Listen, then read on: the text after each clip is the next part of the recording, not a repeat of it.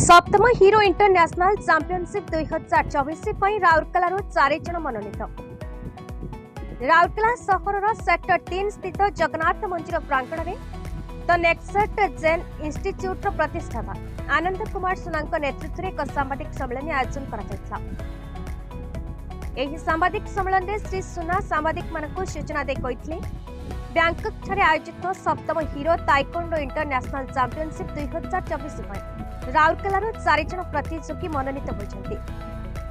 4 जन छात्र अमन मुंडा, कौशिक कुमार, सौम्यरंजन महांती प्रमुख अंशग्रहण करेंगे बोली अनुष्ठान प्रतिष्ठाता आनंद कुमार सुना प्रकाश करिसेंती। इंस्टीट्यूट फाउंडर और साधारण संपादक सांबादिक सम्मेलन करिवार कारण एटा कि आम इंस्टीट्यूट 4 जन छात्र इंटरनेशनल ताइक्वांडो चैंपियनशिप सिलेक्शन होती जो माने कि बैंकॉक जीवे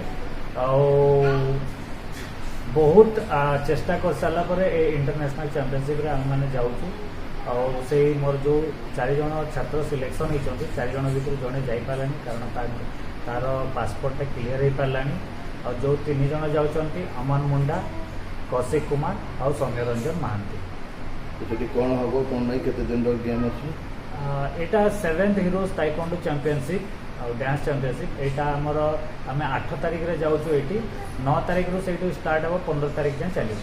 केतटा देश ये पार्टिसिपेट ये 12टा देश पार्टिसिपेट केमती फाइट हो यहाँ आमर 3टा इवेंट आम मैंने पार्टिसिपेट करूँ। गोटे है डांस आउ गोटे है टाइक्वांडो फाइट आउ गोटे टाइक्वांडो पुमसे ये 3टा इवेंट आम पार्टिसिपेट करूँ।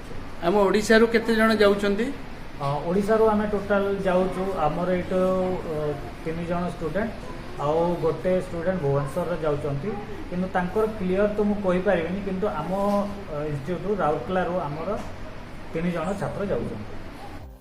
सुंदरगढ़ रंजित राउतंका रिपोर्ट भारत न्यूज।